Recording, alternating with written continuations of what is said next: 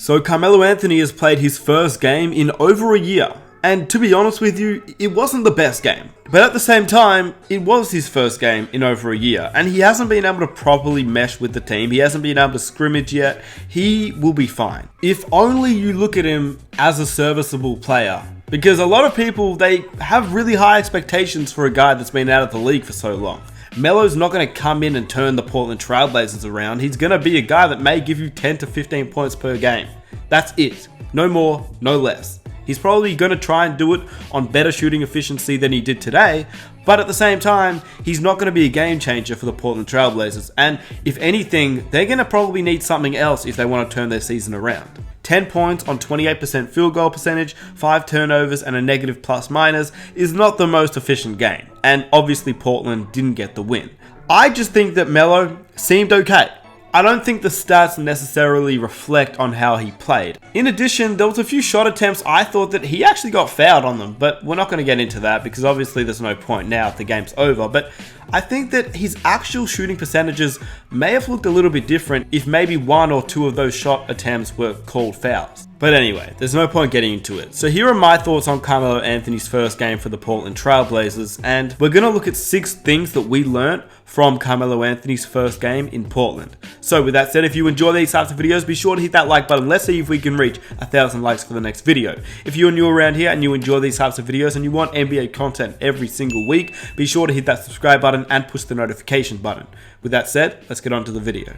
At number 6, and the first thing that I noticed personally was CJ McCollum's screen pick and fade with Melo. That was the perfect example of why the Portland Trailblazers actually got Melo. This is what he was best at, and every time we saw Melo space the floor, he was actually pretty solid. He was able to space the floor well. The only problem is they didn't really utilize Melo very well, and that's partly because number 1, he hasn't trained with the team, and number 2, he doesn't know the offensive schemes yet, but they were using him in a lot of post-up situations, which is not really the type of offense you want to run in a 2019 NBA. But when he was able to pick and fade, like the first shot that we saw with a pick and fade with CJ McCollum, that is literally the reason why they got him on this team. Unfortunately, we couldn't see Melo paired up with Dame and CJ. In fact, we only got CJ and Melo. I think it's going to be a lot easier for Melo once they have Dame back. Damian Lillard obviously collapses the defense. The only real reason they got Melo was to stretch the floor. So I believe that once he meshes with the team and once he gets accustomed to the offense, I think we're going to see a lot more of those pick and fades. And I think we will see Melo and his efficiency actually rise instead of what we saw in this first game. At number 5, Carmelo Anthony and his defense.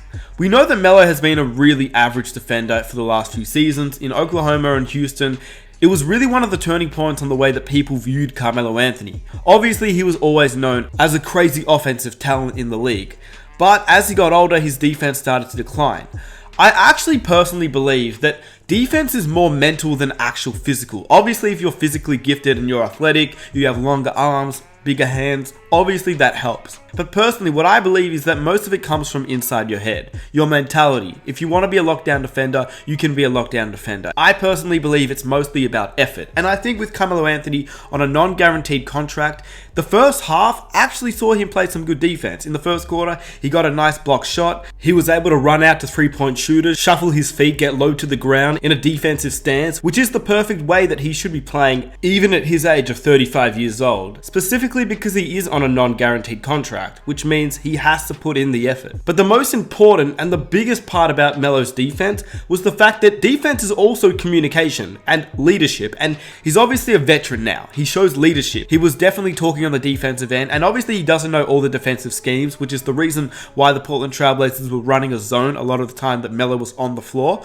But when he was on the floor, he would definitely use his voice. He would tell players where to be, and you can see him do that on the floor. At number 4, Carmelo Anthony, clearly evident through his first game, is that he is not in game level shape just yet. He's not ready for the NBA system going up and down for the entirety of a game. Although he didn't reach 30 minutes, he still looked a little bit sluggish towards the end, and that can be expected after being out of the league for so long. That was one thing that I noticed though, so it's going to be interesting to see if he can get his stamina back over the next few games. And obviously you can't expect him to have the fitness level of guys that have been playing for the last 11 games of the opening season. He won't be at that fitness level yet, but once he gets training with the team and once he gets accustomed to the offense and defensive schemes, I think it's going to be interesting to see if he actually fatigues or if he can keep up his stamina throughout the entirety of a game.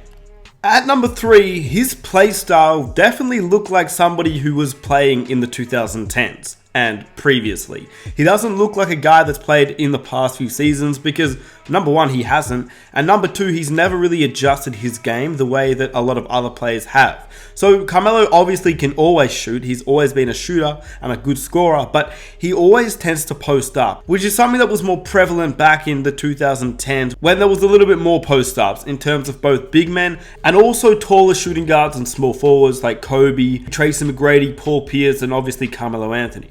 Which is why it kind of scares me at times. I don't think Melo should be posting up as much as he did today, but at the same time, he doesn't know the offensive schemes. He hasn't really been accustomed to the team yet, so I hope he doesn't post up a lot. He did post up quite a few times in this game, but I think being able to stretch the floor will be his biggest advantage, and that's something that I think we need to see, because if Carmelo plays the way that he played in 2010, 2011, 2012, it's not going to work with the Portland Trailblazers. They need wide open lanes for Dame and CJ, so Melo needs to be able to space the floor, which he obviously can, but the big question is, will he want to do that? And he hit 2 threes where he was able to space the floor. So we know that he can do it. It's just going to be interesting to see what happens once Dame gets back. At number 2, the second half of the game. So the first half we've already talked about. He played okay, he hit a few shots, got a few rebounds, was shooting a decent percentage. In the second half though, he definitely looked more sluggish. He was getting turned around on defense, he was missing shots on offense. Hassan Whiteside was extremely bad at actually feeding Melo. There was a few sets that they were running where Whiteside would have to feed the ball down to Melo in a post-up situation and he just turned it over, couldn't get it there. On the flip side, Melo also did the same with Whiteside and he actually got 5 turnovers on the game as well. So that's just something that we're going to have to see if that develops even further or if he can just get accustomed to the offense. But honestly, for someone who's been out of the league for about a year, you can't really expect much more than what he gave. His second half of the game was not that good. But at number 1, I kind of touched on this before, but I think it's when Damian Lillard gets back that we're really going to see the development of Carmelo Anthony and see if he will actually stay on this roster.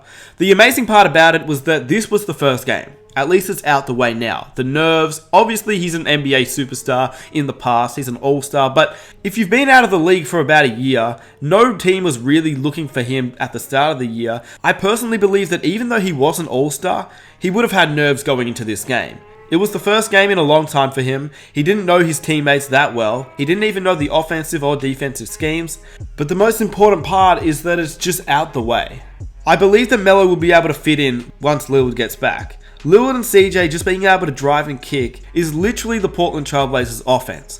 And this game was not really the Portland Trailblazers offense. CJ was okay, but he wasn't amazing. And I believe that really they were looking to feed Melo in a lot of post-up situations when really in Portland, that is not their offense. Their offense is centered around Dame and CJ and running them off screens, running plays that obviously get Lillard and CJ shots. And when they can't, they obviously drive in, kick it out, or score. So I think that once Melo gets accustomed to playing with both Dame and CJ, to see if Melo can actually fit around them two, rather than actually be one of the focal points in the offense, which he kind of was in this game.